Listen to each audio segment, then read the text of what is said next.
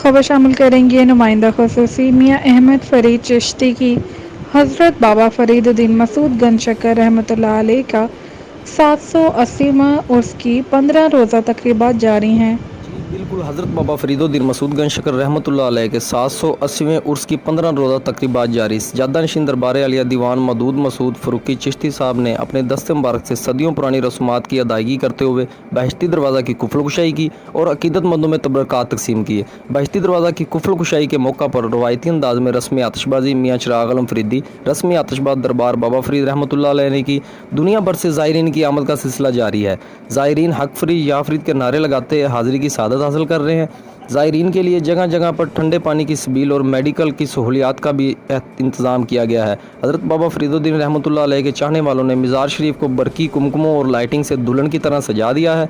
Police की तरफ से सिक्योरिटी के फुल प्रूफ इंतजाम किए गए हैं। दरबार शरीफ के दाखिली और खारजी रास्तों पर CCTV कैमरों से मॉनिटरिंग की जा रही है और मुकम्मल चेकिंग के बाद ज़ायरीन को दरबार शरीफ में दाखिल होने की इजाज़त दी जा रही है।